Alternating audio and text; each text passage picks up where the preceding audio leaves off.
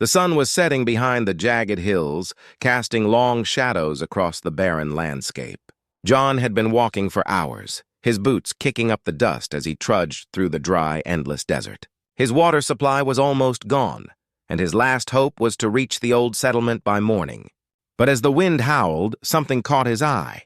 Lying in the sand, barely visible in the dim light, was a figure. At first, John thought it might be a mirage, but as he got closer, he realized it was a person, an alien girl, with skin the color of pale moonlight and dark, unblinking eyes that seemed to reflect the stars themselves. She was wounded, her clothes torn, and her body covered in strange symbols. Her breathing was shallow, and she didn't move. John knelt down beside her, unsure of what to do. The alien girl was unlike anything he'd ever seen.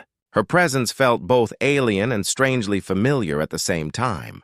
He hesitated for a moment, but then, driven by a sense of compassion, he took off his jacket and carefully draped it over her shivering body. He could feel her warmth even though she was cold to the touch. Her breathing slowed, but she didn't wake. John didn't know where she had come from or what had happened to her, but he knew one thing for sure. She needed help. Looking around, he saw nothing but sand stretching out in every direction. No sign of a spaceship or anyone else. John sighed and made a quick decision. His horse, a sturdy brown mare, was tethered to a rock not far away. He had been planning to use it to travel to the settlement, but now he couldn't just leave her here alone. The desert was unforgiving, and the night would be even worse. He had only one option. He stood up, his legs aching, and walked over to his horse. The mare looked at him, her dark eyes full of understanding. John gently untied the reins and led her over to the alien girl. He glanced down at her again, and his heart softened. Without thinking, he lifted her carefully and placed her on the horse's back, securing her with a makeshift rope. The mare snorted and shifted, but John's hands were steady. He climbed onto the horse's back, his body protesting with each movement, but he didn't care. The alien girl was counting on him. As he rode through the desert, the wind picked up, howling louder than before. The stars above were bright, but they did little to light his way. The alien girl remained motionless, her head resting against John's chest. He kept his eyes focused on the path ahead, praying that he could make it to shelter before the night took over. The silence between them was strange, but not uncomfortable. The only sound was the rhythm of the horse's hooves on the sand and the faint rustling of the wind. John felt a strange sense of purpose. He didn't know what he was doing or why, but it felt right. He had given up his last horse to save a stranger from the harsh desert, and he would get her to safety. But as the hours passed, John couldn't shake the feeling that this was no ordinary encounter. There was something about the alien girl, something powerful, something dangerous, that he couldn't quite understand. And in the back of his mind, a question lingered. Who was she? The first light of dawn began to stretch across the horizon, casting a soft glow over the desolate landscape. The desert, once a harsh and unforgiving sea of sand, now appeared calmer, almost serene. John had ridden through the night, his eyes heavy with exhaustion, his body aching from the long hours of travel. He could feel the alien girl's body growing warmer against him, and her breath had become steadier, though still faint. He hadn't spoken to her once since picking her up. What could he say? She wasn't human, and yet there was something about her presence that made him feel as though they were connected in some way, some deep, unspoken bond. His mind raced with questions, but he pushed them aside, focusing instead on getting them both to safety. As they neared the shelter, a small, abandoned outpost he had passed through on his previous journey, John noticed something unusual. The wind had died down and the air felt heavy, almost charged with energy. A soft tremor ran through the ground beneath him, so faint that it could have been a trick of his tired mind. But the mare, too, seemed to sense something, her ears flicking nervously. John slowed the horse to a stop, looking around. The silence that followed was thick and unsettling. He scanned the horizon, his eyes squinting in the early morning light. In the distance, he saw them. 3 figures walking slowly toward him. At first, he thought they were just mirages, the kind of hallucination a person might see after too much time in the desert. But these figures weren't shimmering like heat waves. They were real, and they were coming closer with a steady, deliberate pace. The alien girl stirred, her fingers twitching slightly as if reacting to something.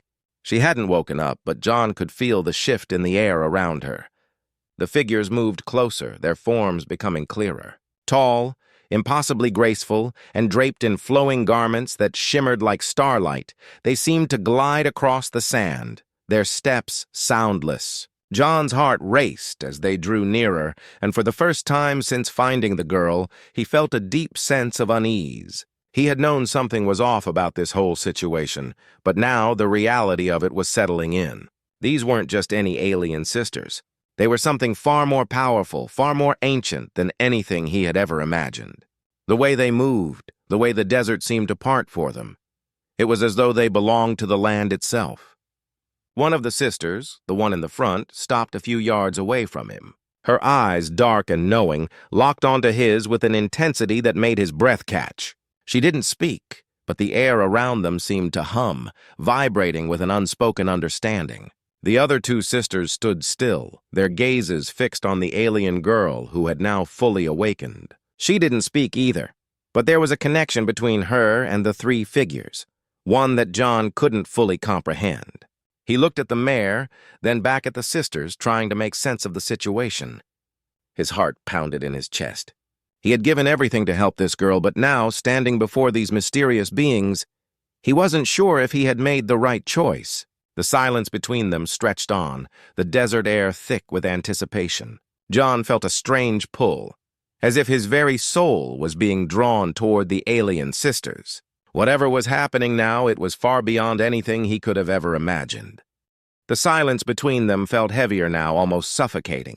The alien girl, though still weak, slowly sat up on the horse. Her eyes, deep and black like endless space, flickered with an emotion John couldn't quite place.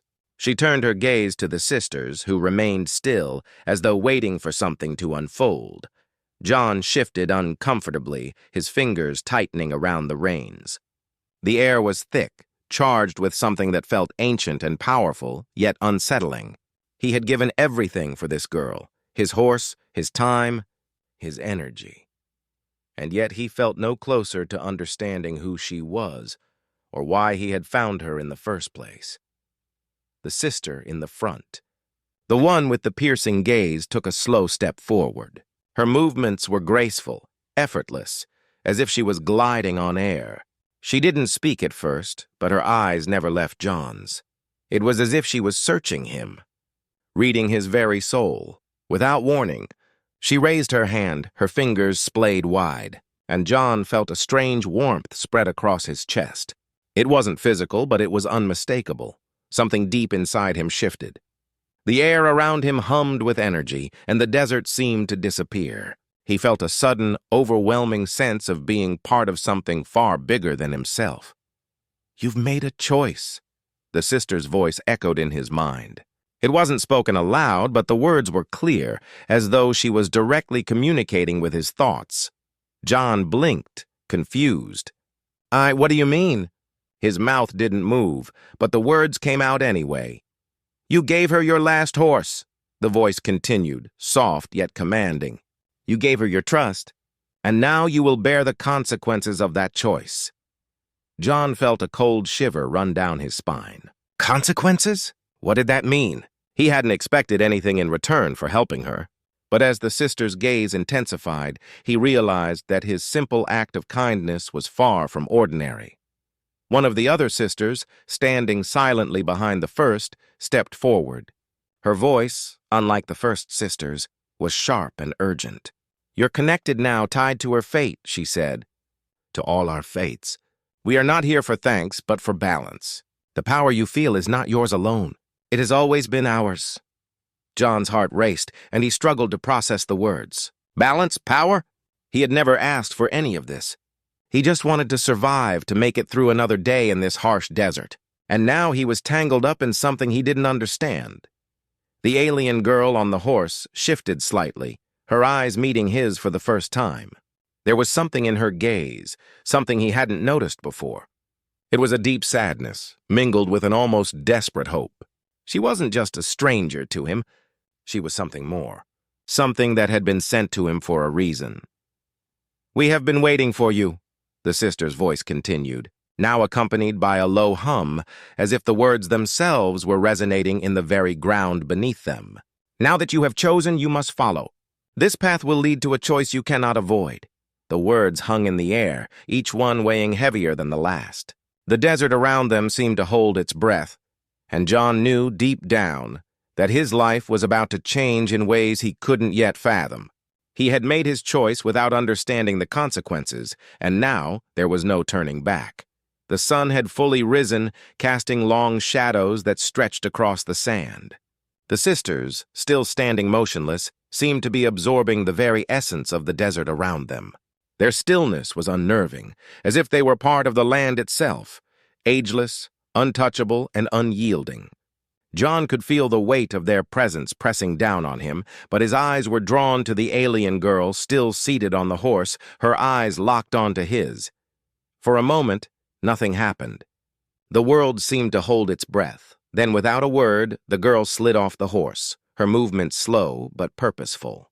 She stood before him, her gaze unwavering.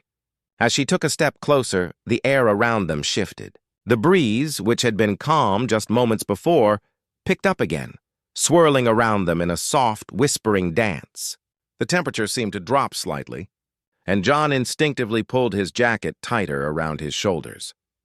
The alien girl raised her hand, and in the soft light of dawn, John saw something glint in her palm, a small dark stone. It pulsed with a strange energy, casting a faint glow in the morning sun. She held it out to him, her fingers trembling slightly. It was an offering, but there was something more to it, a silent plea that he could feel deep within himself. Without thinking, John reached out and took the stone. The moment his fingers brushed against it, a rush of warmth surged through his body. The stone felt alive in his hand, as if it had been waiting for him all this time. The energy it contained was unlike anything he had ever felt. Intense, yet strangely familiar, as though it resonated with something deep within him. "Do you feel it?" The sister's voice was softer now, almost gentle. "This is the gift we offer you, the power to change the course of what is coming." John stared down at the stone in his hand, the glowing light flickering like a heartbeat. He felt an overwhelming sense of responsibility, as though this small object contained the weight of the world and possibly the fate of more than just his own. "The power to stop the war," she continued, her voice more insistent now. "The war that is coming will tear apart everything you know. You hold the key now, John. You cannot turn away from it." John's mind spun as the words echoed in his head. War? What war? He had no idea what she was talking about, but there was no denying the force of her words. The alien girl, still standing quietly before him, seemed to be waiting for something. He wasn't sure what, but he knew that whatever came next would require a choice, one that would alter everything he understood about his world, his life, and himself. The first sister stepped closer, her eyes softening for the first time since they had arrived. "You must decide," she said, her voice barely more than a whisper. "The power you hold is not without cost. It will change you.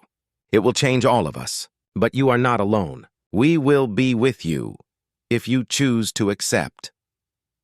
John's heart raced as he stared down at the stone, feeling the immense power coursing through it. His fingers tightened around it, and for a brief moment, he felt as if the desert itself was holding its breath, waiting for his decision. He knew, in that moment, that nothing would ever be the same again. The air around them had grown thicker, as if the very atmosphere was holding its breath, waiting for John's decision. The stone in his hand pulsed with an energy that seemed to flow through his veins, urging him to act. His heart pounded in his chest, each beat echoing like a drum in the silence that surrounded them. The alien girl, her face still shadowed by a quiet intensity, stepped closer. The sisters, too, remained unmoving, their eyes locked onto him, unblinking. John's thoughts raced. He didn't understand what was happening, didn't fully comprehend the weight of the decision before him. War? What war? He had been just a man lost in the desert, trying to survive. Now, he was holding the key to something far bigger, something he wasn't sure he was ready for. The eldest sister's voice broke through his thoughts, soft but powerful. This power you feel, it is not for you alone. It has always belonged to us, to our people. You have been chosen, John, chosen to act when others would falter." John swallowed hard, his throat dry, and he glanced down at the stone again. The glow it emitted was brighter now, more insistent. He could feel it calling to him like a siren song, urging him to take the next step. It felt as though something inside him was waking up, something buried deep within. But what was it? What was he becoming? "You are no longer just a man," the sister continued, her voice now a whisper of wind in his ears. "You are a bridge between our world and yours. The fate of both lies in your hands. The power to stop what is coming is yours to wield." John could barely hear her over the rush of blood in his ears. The weight of her words pressed down on him, the enormity of what he was being asked to do suffocating. A war between their worlds. It all seemed too impossible, too far beyond anything he could have imagined. But the stone in his hand burned with an undeniable force. His fingers trembled around it, the heat spreading through his body, awakening something in him that he had never known existed. It wasn't just the stone. It was the knowledge, the connection, the understanding that had been planted in his mind without his consent. He wasn't just a bystander in this unfolding drama. He was part of it. "Why me?" He managed to croak, his voice hoarse from the weight of everything he had just heard. "Why am I the one?" The alien girl stepped forward, her eyes softer now, filled with something like understanding. "Because you chose," she said simply. "You gave. You sacrificed. That is why." John's heart stilled for a moment. The sacrifice. He had given up everything. His last horse, his only means of survival in the harsh desert. For someone he didn't even know. And now he was being asked to do more, to wield a power that could change everything. But at what cost? The sisters stood silent, watching him, their expressions unreadable. John realized with a jolt that they weren't just waiting for him to decide, they were waiting for him to accept. The decision wasn't just about stopping a war or choosing a side. It was about embracing a new path, a path where the boundaries between humanity and the unknown were blurred beyond recognition. With a deep breath, John made his choice. His hand closed around the stone, the energy inside him swelling like a tide, and he knew, without a doubt, that there was no turning back. The moment John's hand tightened around the stone, a shockwave of power surged through him. It felt like fire and ice colliding inside his chest, a force that rattled his bones and set his blood on fire. His vision blurred for an instant, the world spinning around him. And then it was gone, leaving behind a strange, unsettling calm. The sisters stood motionless, watching with a quiet intensity as if they had been waiting for this moment, as if they had known this was how it would unfold. The alien girl, still beside him, gave a small nod, her eyes filled with something that resembled gratitude, or perhaps something deeper, something John couldn't yet understand. "You have chosen," the eldest sister said, her voice a whisper on the wind, "but now the path must be walked. The war we spoke of, it is not something that can be avoided any longer. It is already in motion. And you are part of it!" John's heart pounded, the words echoing in his head. A war. The weight of it pressed down on him like a storm cloud, threatening to engulf everything in its path. But the stone in his hand, this power, felt different now. Less like an alien force and more like something that had always been inside him, waiting to be unlocked. "You don't have to do this," the alien girl spoke softly, her voice catching in the silence between them. "You don't have to bear this burden. But if you don't, the consequences will be far worse than you can imagine." John's mind raced as the sisters' words echoed in his mind. The consequences. The choice seemed so simple, but the weight of what he was being asked to do was crushing. How could he, one man, stop a war between worlds? How could he be the one to carry the fate of so many, when all he wanted was to survive, to go back to his simple, quiet life?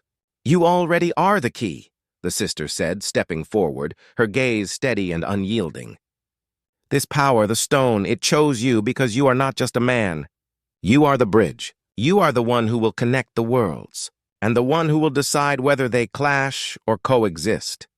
John felt his knees weaken, his body trembling with the weight of the realization. The bridge.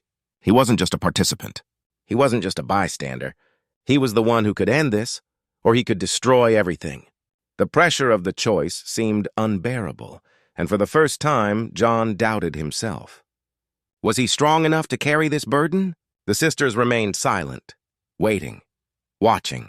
The desert around them was still, the silence stretching into eternity. And as John looked down at the glowing stone in his hand, he knew there was no turning back. The war was already here, and he was already part of it. John stood there, the stone pulsing in his hand, its heat seeping into his very soul. The desert, once vast and empty, now seemed like a battleground. The sisters, the alien girl, the power that surged through him, they were all part of something much bigger than he had ever imagined. He wasn't just a man caught in a strange encounter anymore. He was now a key player in a war that spanned across worlds, a war that could tear everything apart. The sisters remained still, their eyes locked on him, as if waiting for him to make the final move. The alien girl beside him, her gaze soft but filled with something deeper, something he could almost feel, stepped closer. Her presence was calming, yet the weight of the decision before him felt unbearable. She had warned him. She had told him the consequences, and now they hung over him like a dark cloud. "You must decide," the eldest sister's voice cut through the silence again, but this time there was no mistaking the urgency in her tone. "The war is not something that can be stopped by words alone. It requires more. It requires action.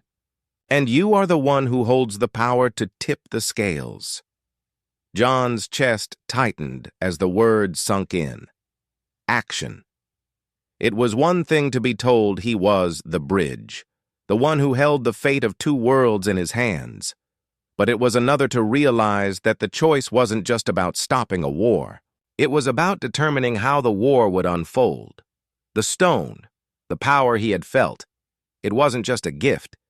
It was a test of what he was willing to sacrifice, and a test of his willingness to act when everything hung in the balance. "What happens if I fail?" John finally asked, his voice barely above a whisper. He didn't know why he had said it, but it was the question that had been burning in the back of his mind. What would happen if he couldn't do it? If he wasn't strong enough? If he couldn't carry the burden of this power? The alien girl's eyes softened as she answered, "Failure will not just affect you. It will affect everything. The worlds will fall into chaos, and there will be no coming back. But you are not alone. You have us, and we will help you." John's fingers curled around the stone, its warmth spreading through him, connecting him to something far greater than he had ever known. The weight of the decision was still there, but something inside him shifted. He had come to this moment without understanding the full scope of what he was about to do. But now, standing at the crossroads of two worlds, he realized that he didn't have a choice anymore. He had already chosen when he gave his last horse. Now, he had to choose again. Without a word, he turned to face the sisters, his resolve hardening. The time for hesitation had passed. The war was coming, and he was ready to face it, whatever the cost.